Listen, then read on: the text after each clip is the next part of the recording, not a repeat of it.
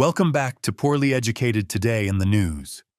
Today we got ourselves a big ol' buffet of American chaos, like if Waffle House decided to serve geopolitics instead of hash browns. Everything's scattered, smothered, covered, and on fire. So let's grab the plate before the cook throws it at us. Segment 1. Tariff Whiplash and Supreme Court Shenanigans. Well, folks, the Supreme Court just told the president, "Sir, you cannot just tariff everything like you're slapping price tags on items at a yard sale." Turns out the president used a law from 1977 that was meant for emergencies, like oil crises, cyber attacks, or your uncle discovering the internet, and tried to apply it to the entire global economy. The court basically said, "No, sir, that's not what regulate means. Regulate ain't the same as tax unless you're the IRS, and even they don't want to talk about it." And just like that, $134 to $200 billion in tariffs are now illegal, which means Uncle Sam owes corporations more money than a redneck owes his cousin after losing a bet at a demolition derby. The government has to refund it, eventually, maybe by the year 2084. Customs took 2 years to refund $730 million one time. And now we're talking $200 billion? That's like asking your grandma to hand count every corn kernel in Kansas. So what does the administration do? They spin around like a possum on a trampoline and announce a brand new 15% global tariff the very next morning. That's right. Tariffs out, tariffs in, tariffs out, tariffs in. Washington doing the hokey pokey with the global economy. And trust me, nobody's turning themselves around happy, especially not the companies who got to figure out whether to raise prices, lower prices, or just cry in the break room. Meanwhile, dissenting Justice Kavanaugh basically said, "Hey, tariffs have always been a thing. Let the president have his toys." While the majority opinion was like, "Sir, please put the toys down before somebody gets hurt." It's constitutional ping pong, and we're all the ball. Segment 2. Markets lose their mind. Lyft gets drunk. Walmart saves America. The stock market did what the stock market always does whenever inflation comes in hot. It panics harder than a raccoon realizing the dumpster lid locked behind it. We had a 500-point drop in the Dow, the worst since 2022, and everybody thought we were heading straight for financial Armageddon.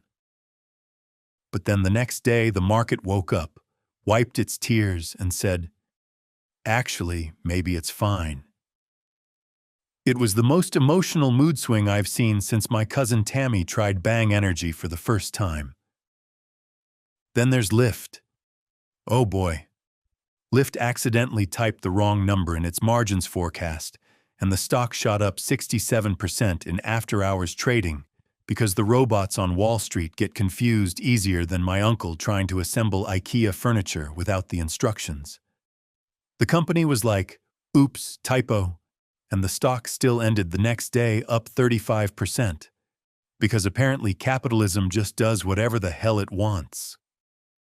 Meanwhile, Walmart, God bless that giant retail spaceship, delivered earnings so strong they practically held the entire market together with a roll of duct tape and a $30 billion share buyback.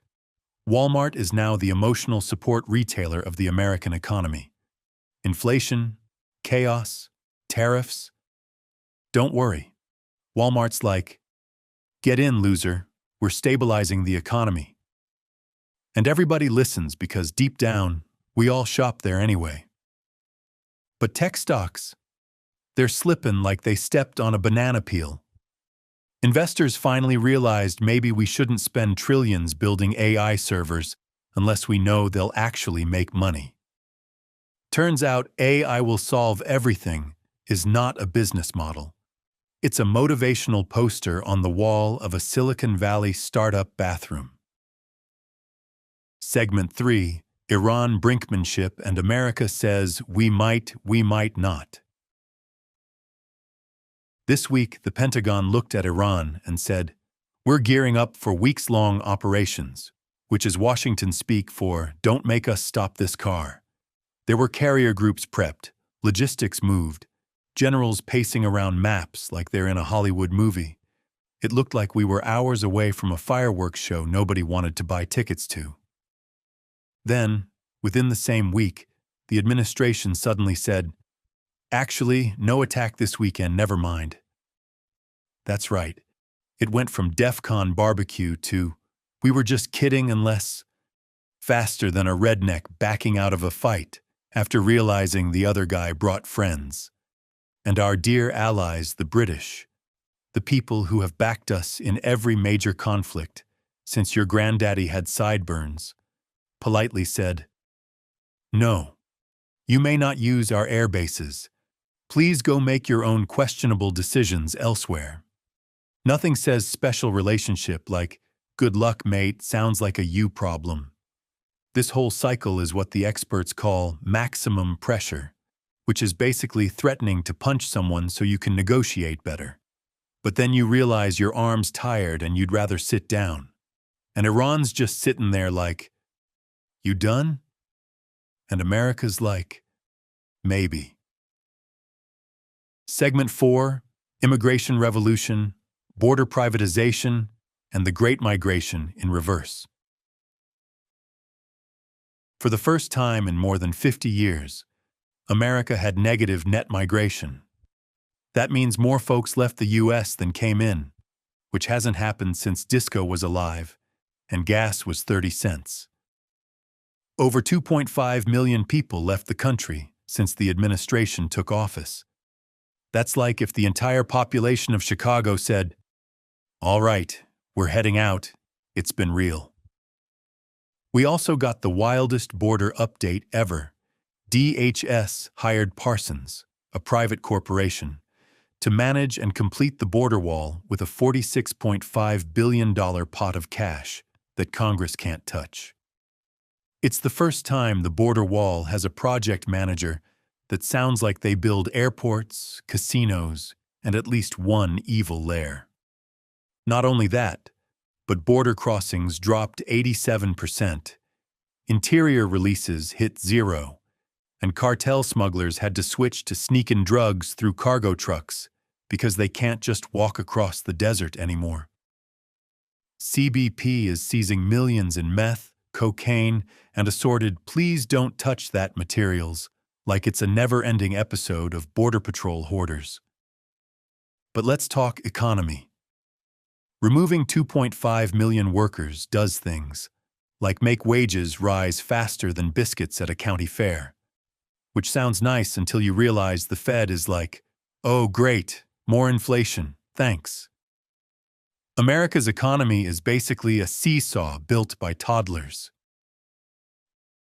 Segment 5, NASA money freeze, health mega-merger, and scientific chaos everywhere.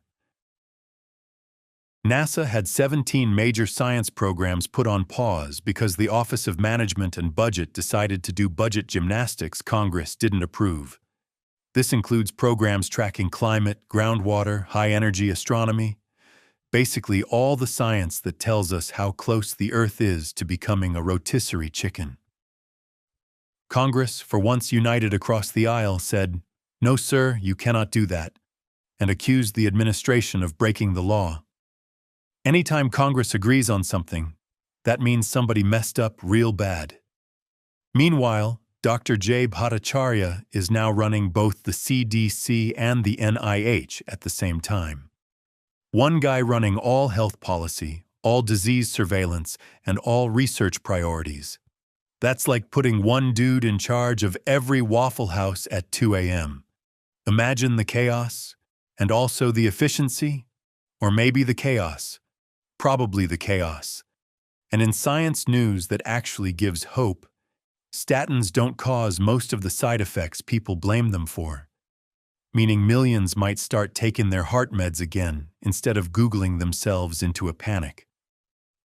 We might be closer to a male birth control pill, which every woman in America heard and said, "Good, about time." There's a flatworm spreading across the U.S. by hitching rides on house cats and dogs, which is the most American thing I've ever heard. Scientists discovered a massive aquifer under the U.S. with enough water to fill 13 Great Lakes. But don't worry, states will still find a way to fight over it. Also, wildfires are exploding across the plains because it's February, and apparently climate change set its difficulty level to extreme. Segment 6, Storms, Wildfire Danger, NBA All-Star Madness, and Royal Drama. The South had storms so violent this week that Louisiana, Mississippi, and the Carolinas got slapped around by tornadoes, flooding, and enough lightning to power the same AI data centers that keep overheating. Meanwhile, California finally got some snow, but the plains turned into a giant tinderbox, with red flag warnings spreading like gossip in a beauty salon. Then we got the NBA All-Star Game, which finally stopped being a nap and became a mini-tournament. Kawhi Leonard scored 31 points, including a stretch where he scored 15 in a row, proving he is still capable of playing basketball whenever he feels like it. Team names? USA Stars, USA Stripes, and Team World. That's right. America got 2 teams because apparently we couldn't decide which flavor of the same thing we wanted, and Team Stripes took the crown. Good for them, whatever stripes means. I'm a redneck. The only stripes I know are on prison jumpsuits. Then across the pond, Prince Andrew got released from custody after being arrested earlier in the week. The royal family continues to operate like a season of Jerry Springer with better hats. And a Delta flight had to make an emergency landing, because apparently the only thing more unstable than the global economy this week was the landing gear on that poor airplane. In conclusion, this week gave us tariffs that vanished, tariffs that reappeared, a stock market run by confused robots, Iran almost but not quite getting bombed, the border being run like a Fortune 500 construction project, NASA being told, "No science for you," the CDC and NIH being combined like 2 Taco Bells sharing one drive-thru, and weather disasters that sound like someone hit shuffle on the climate. It's America, folks. We don't do boring. We do chaotic with flair. Thank you for listening to the Poorly Educated podcast, where we may not be experts, but we sure as hell got opinions.